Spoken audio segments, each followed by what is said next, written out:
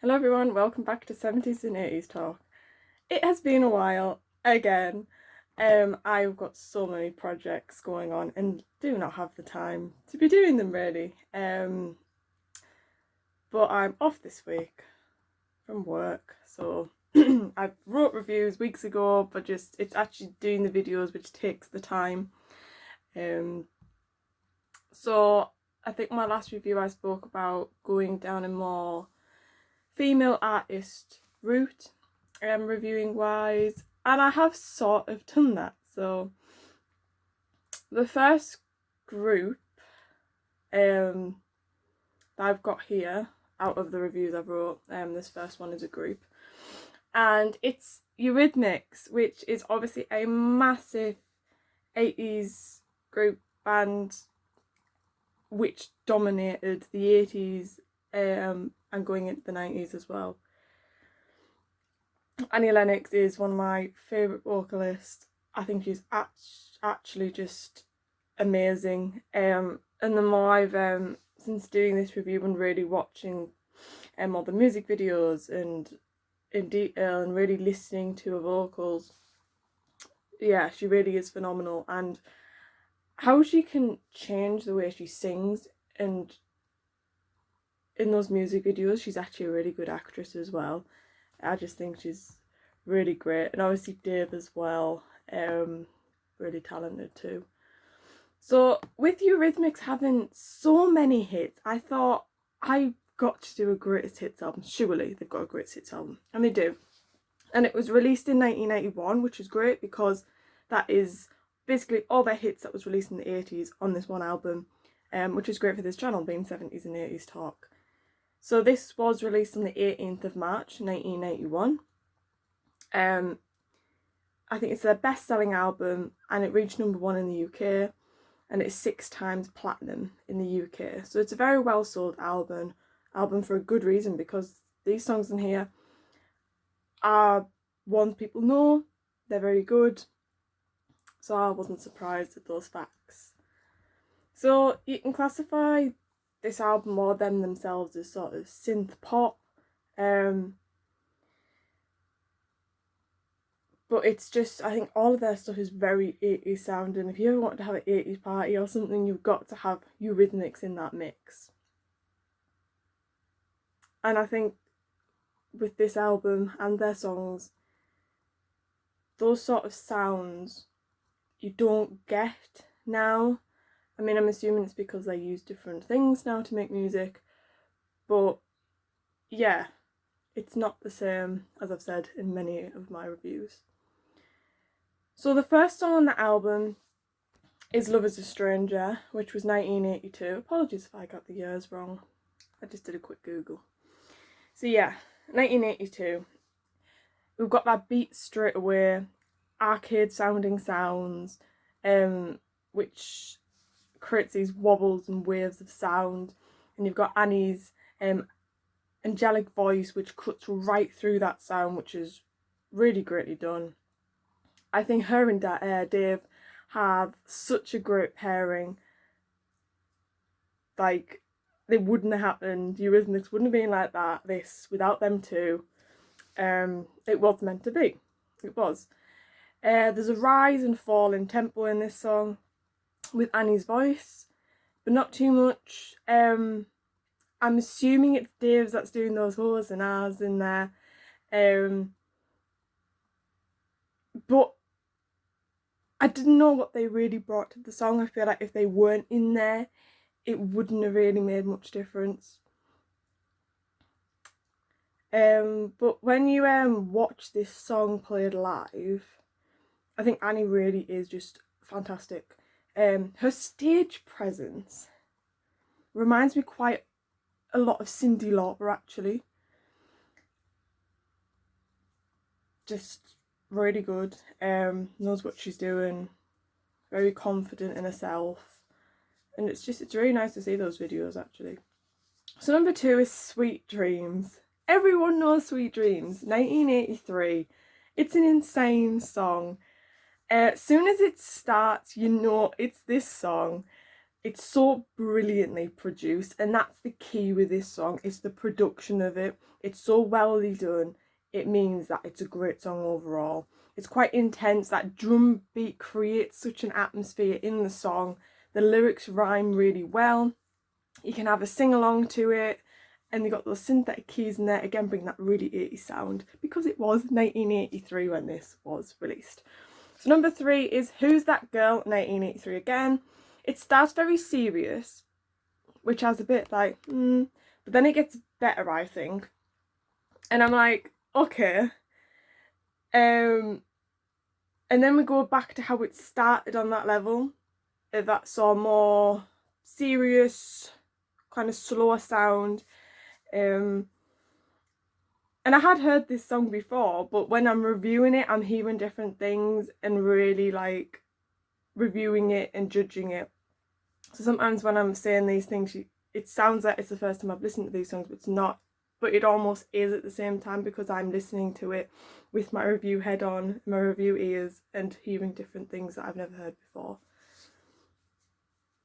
So in this song, where the volume gets louder, I really like that bit, and I wish they had built from that more, but it just goes back down again. I think if they'd built that a bit more, I would have liked this song more. But it's still a great song nonetheless. Number 4 is Right By Your Side, again 1983. The start of this sounds like a secondary school music class. It really does, with the keyboards and DJ and all of that stuff. Annie's vocals are very strong in this.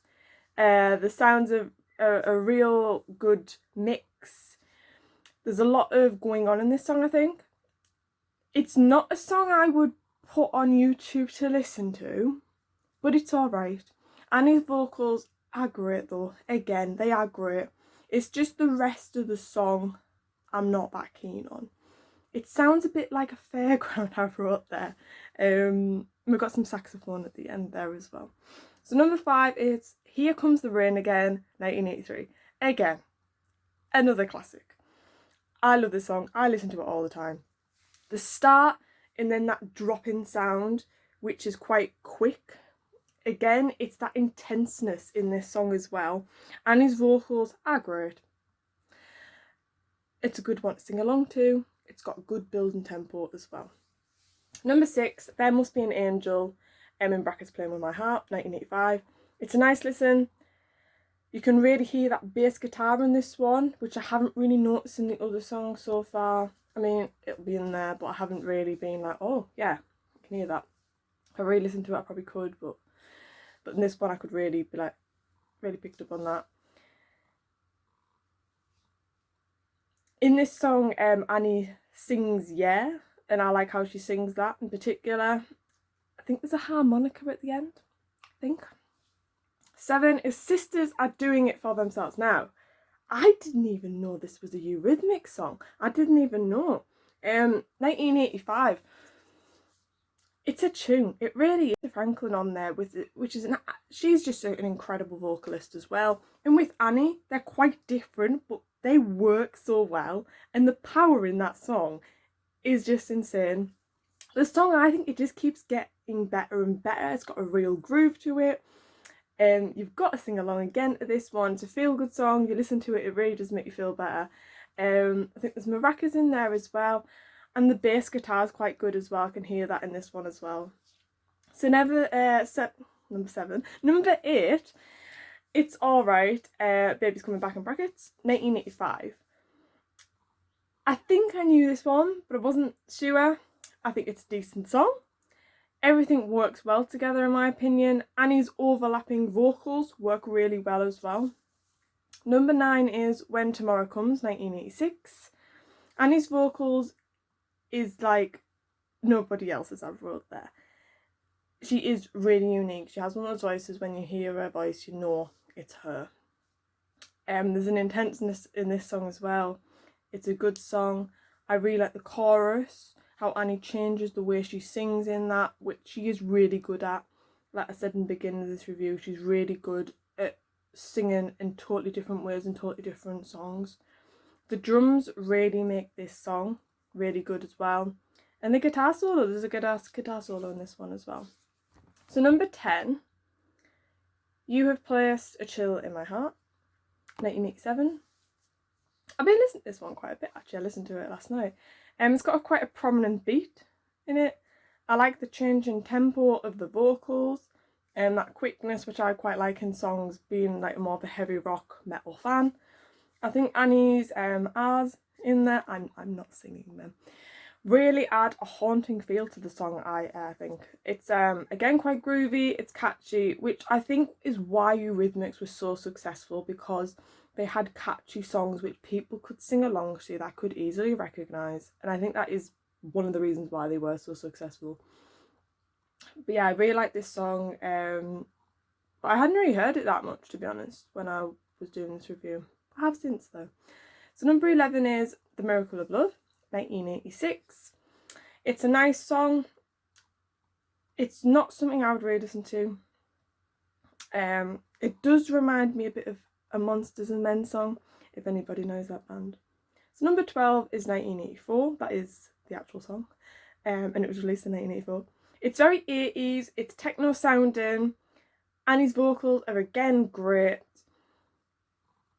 Again, the sounds in there reminded me of a music lesson at school. I quite like the robotic sound in 1984.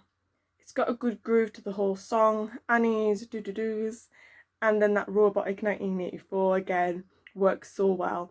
It's quite arcade-like again, which is similar to other songs in this album. The drums are quite decent as well. Quickening and pace in places. There's quite a lot going on in this song, but I think they've got it just right. It's not too much and it's not too less. They've literally got it spot on.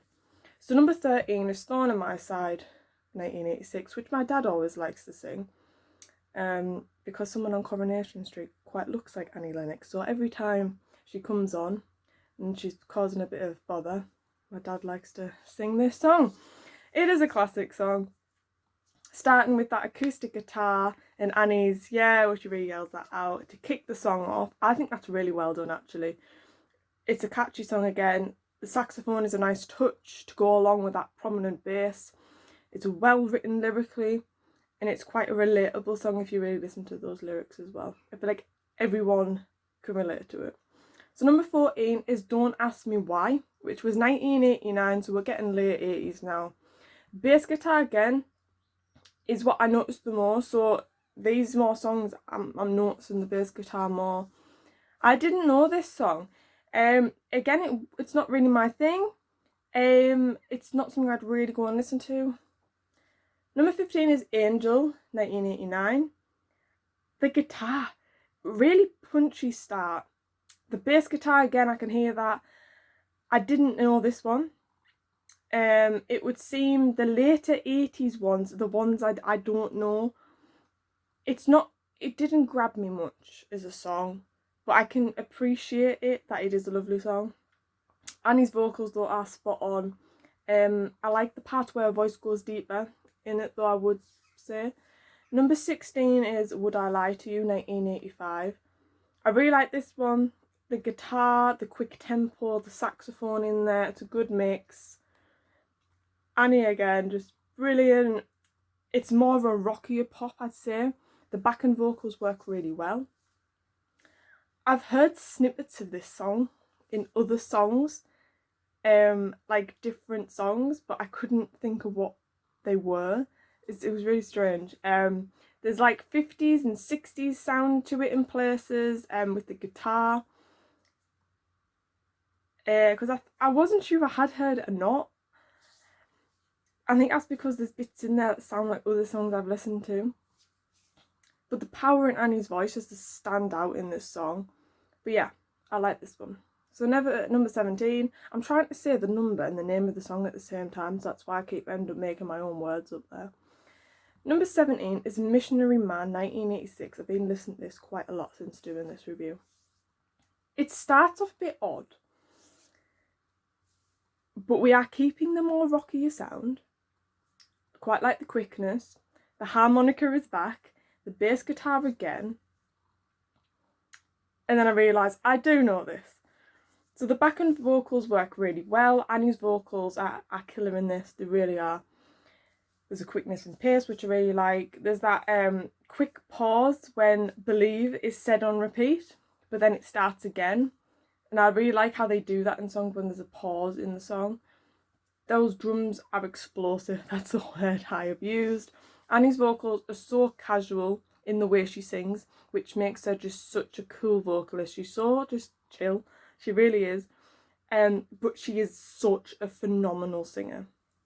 Number 18, the last song on the album, 1987, I Need a Man.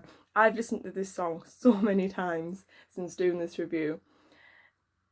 And this song really shows how Annie can change the way she sings, can change the way she acts, can put on this persona and act out a scene in the music video. There's just, when I actually think about it though, there's not many people that are as talented as Annie Lennox. And if you look at today's music, no, nowhere near. The talent that these women have and still had and still have now. It's just, and I think it is because the music industry now is so constricted of what works and what doesn't. So female artists have to sound like this, look like this, act like this, and if they don't, they're out. Whereas in the 80s it wasn't like that. People could be who they wanted to be more.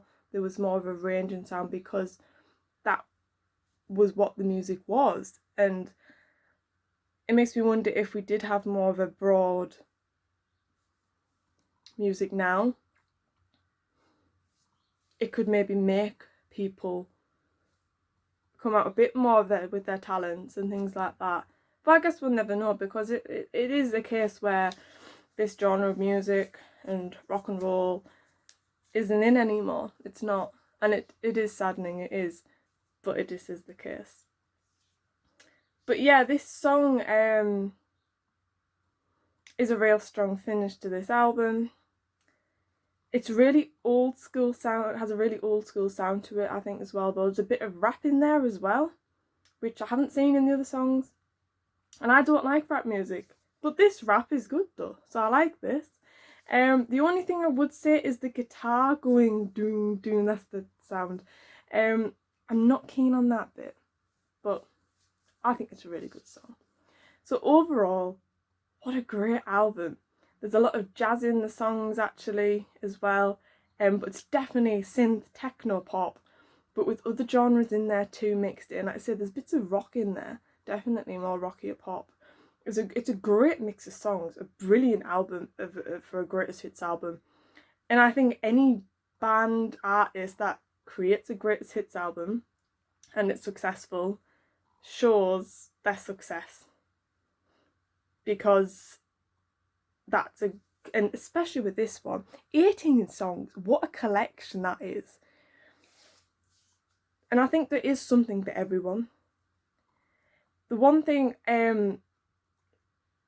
I wrote here though, again I've talked about this throughout this review, is that I must point out though that Annie as a person, she's so unique. When you're watching the music videos, she can act. She's a performer as well. She reminds me a bit of Freddie Mercury as well in that respect. She can create a scene. She really is just a brilliant performer. So yeah. So the next review, I'm sticking to the female artists, and I have reviewed Cyndi Lauper, some of her stuff. So I'm gonna review another one of her albums. So keep a lookout for that. And I've got some other reviews that I'm going to be doing as well, and one's not going to be music related as well, so keep a lookout for that. So thank you for watching everyone, take care now, bye bye.